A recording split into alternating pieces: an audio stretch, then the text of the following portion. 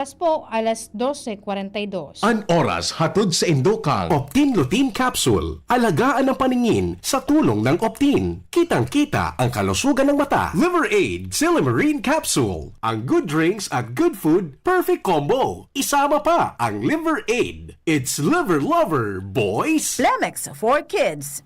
Mommies, agapan agad ang ubo at plemang nakabara. Pambatang lagundi. Plemex! Artisan Joint Supplement. Bumabagal ang galaw dahil sa joint pain at arthritis. Mag-Artisan. This time check is brought to you by Actimed Quality Generics. Isang pangalan, singbisa ng maraming branded. Actimed Quality Generics. Plemex. Pag may ubo o hika, Plemex agad. Basta lagundi, Plemex. Mga tugang, iskaramusa na sa DCGB! Ano nasa Iskaramusa na sa DCGB! Escaramuza, istorya sa kakanan, mano-mano sana. Marina, intra na sa Escaramuza.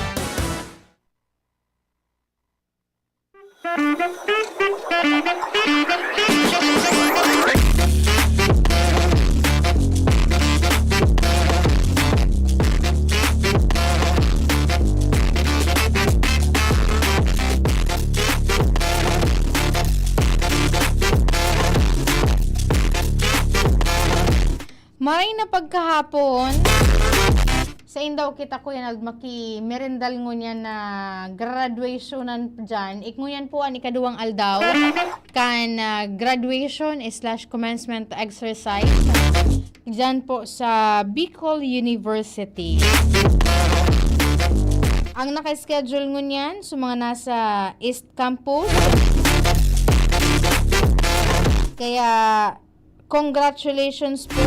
And posibleng sa mga naggraduar ka sa hapon ko an karaunan ngunyan po na aldaw or kung dae sa Saturday may klase na po baga. Maray su feedback na nagkare-resibita ka sa hapon dahil anta su kahalabaan kuya nald po kan Rizal Street dyan sa may ampangan kan mga campuses kan Bicol University, particular na po sa main campus po dyan sa may College of Education, sagod po dyan sa College of Science. Wala ko nagbalo na mag parking na su pangharlawigan. Sagod nga matapos itong activity dahilan po maigot itong supatanid pagirumdum po kan Public Safety Office kan Legazpi headed by Sir Octavio Rivero, ang saro sa mga matitibay na official digdi sa syudad kan Legazpi na talagang masiguro na wala po ko magpapasaway na magpa-parking dyan tanganing day man ma-obstruct, day man maulangan itong subulos kan trapiko, lalo na itong bata may balik na po baga sa klase itong mga estudyante sa pampublikong eskwelahan. And then may pig-designate na lang na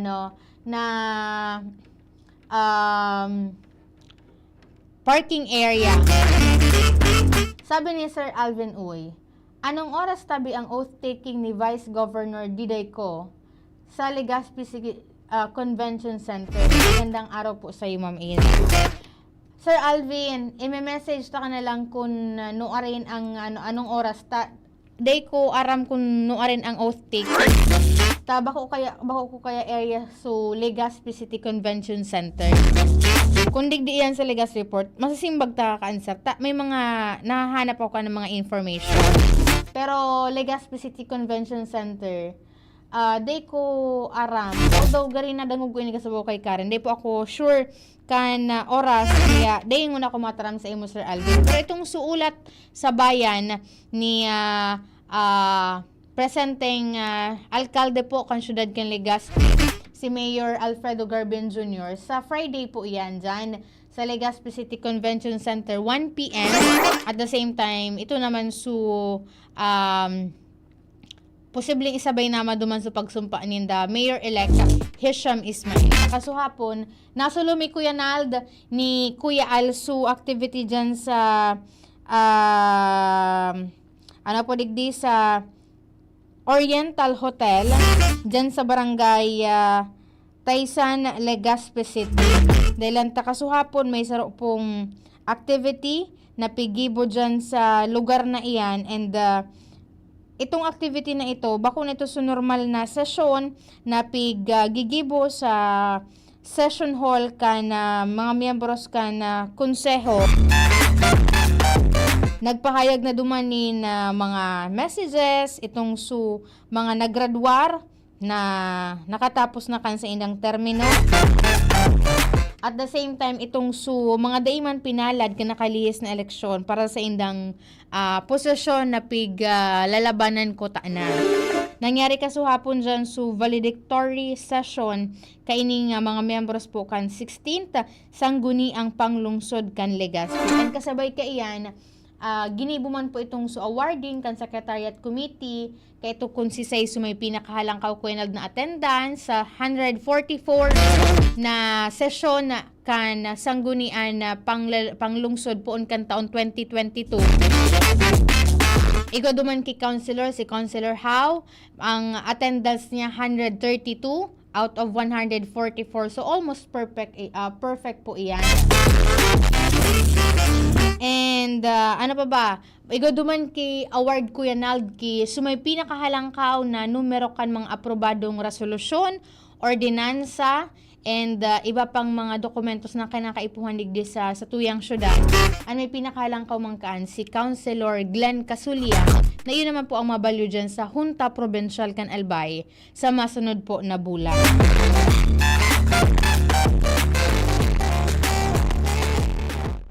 And iyan, pinag-atindiran iyan kan, syempre itong sa mga members po kan sanggunian, panglungsod, and then itong sa mga department heads kan mga opisina, mga pamayo kan kada departamento po digdi sa lokal na gobyerno kan Legazpi.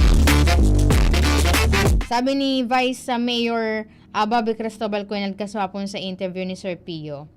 Tahinapot ni Sir Ping kung sa July 1 ngaya, ano ngayaan primero mo ngayang gigibuhon? Ang simbag Cuenal ni Vice Mayor Bobby, malamaw ngaya ako. Ta imagine, siya lang palan Kuya Nalda, ngayon aram ko na Kuya Nalda, na siya lang palan ang Vice Mayor digdi sa Legazpi, na nakakompleto kan sa iyang termino 3 terms na magkakasunod-sunod. Kaya palan ka mga nakalis na eleksyon, ang gari battle cry ninda, itong sumatapos sa iyang term. Ta nagkapira na ngaya Angel ngayang mga Vice Mayor ang nag-asumir, kanso ikatulong ngayon nilang paglaban giraray sa same position, day po tabi pinalad. Poon 2016, sagod sa presente, siya po ang nagserbing pamayo kan legislative body kan LGU Legazpi, and dakulaan sa iyang kaugmahan, pasasalamat duman sa mga Legazpian na nagtiwala sa iya in the first place. And of course, sa naging tuwa-tabang kan mga miyembros kan sanggunian na panglungsod, yaon dyan sina Konsehal Mama Mila Good, and sa iba pa, sa may parte kan man iba-iba pong mga nagkakapot ni na komitiba.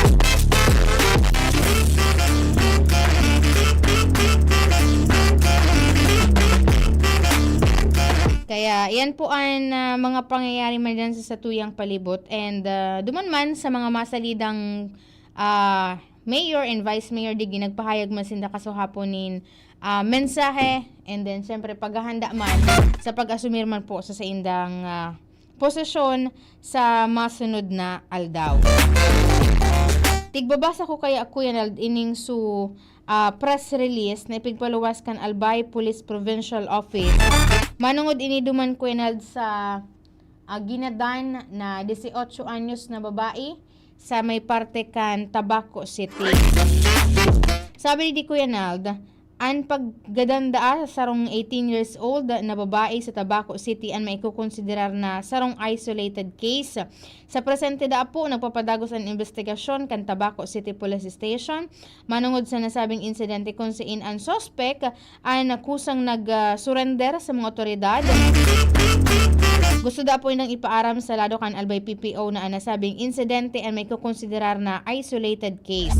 Na ang gustong sabihon sa po ining pangyayari na naganap o nangyari na bako normal sigon sa tuyang kultura asin sa sistema. Bako da po ini ka tanggap-tanggap o kaako-ako asin may mga lakdang ng pigigibo ang kapulisan ta dyan sa Tabaco City Police Station sa pangyanat po ni Police Lieutenant Colonel Edmundo Cirillo Jr.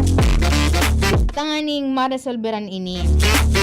Tigahagad po kan Albay PPO na ibitaran ang pagpapalakop kan salang informasyon na nagdadara po ni na pagkahadit kan mga komunidad o itong publiko asin nagpopromisa po sinda na padagos ang kapulisan sa Albay PPO sa pagbabantay sa satuyang kapalibutan para dain na po umuotro ang nasabing pangyayari.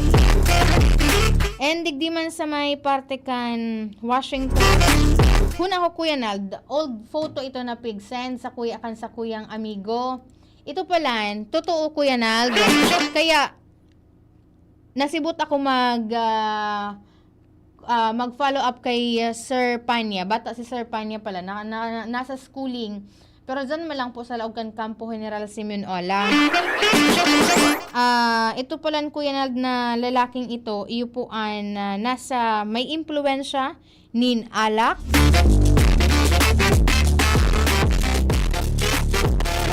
Kan mangyari po ang insidente. Halina pala nga ni Kuya Nald sa digdi sa Barangay Peñaranda. Sa igwa po baga dyan nin PNR station and ang station ang Philippine National Railways. And then pasisiring na kutaan na itong tren color orange sa Ciudad Canaga. Kan pag-abot dyan sa may parte kan East Washington,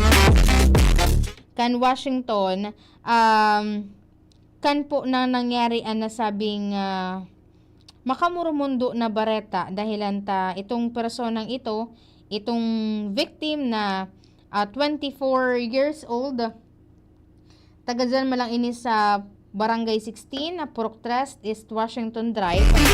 Iyo po tabian naligis kainiong tren and then ang sabi digdi seriously injured. Yan ito na putulan kan sa iyang right na bitis itong nasabing biktima. And sa ngunya naka-admit ini dyan sa Bicol Regional Hospital and Medical Center para man sa magakanigong atensyon medikal. Si Kuya Jerel Aranya nakaantabay po muna na pagkaudto. Kuya Jerel, maray na pagkaudto po sa imo. Sabi na, Ma'am A, good nun po ang ipapadarakan Pilipinas sa Israel kay Iraq man mga tupaders now na wara naki maako natupad sinda. Maray na pagkaudto po sa imo Kuya Jerel Aranya. Hain kang unan Kuya Jerel. Gari day taka nasisilag sa palibot po.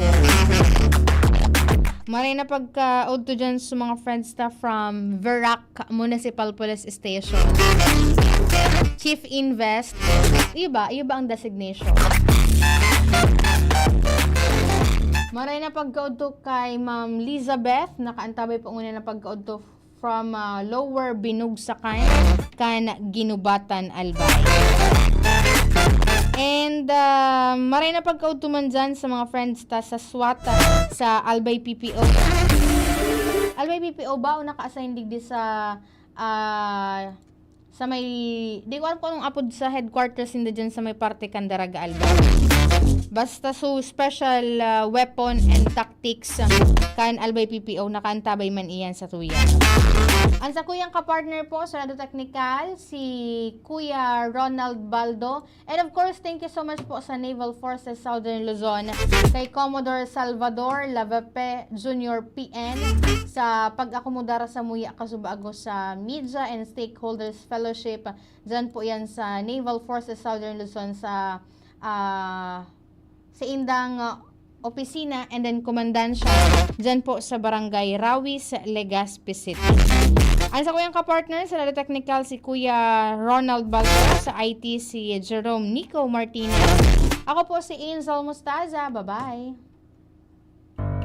Tuhod, siko, baywa, aray! Pag laging pasan ang sakit sa kasukasuan, sign na yan ng arthritis o joint deterioration. Karaniwan kapag nagkakaedad na. Kailangan ng tibay at ginhawang makakapitan. Kaya ng artrisin yan. May undenatured type 2 collagen at methylsulfonyl methane na maaaring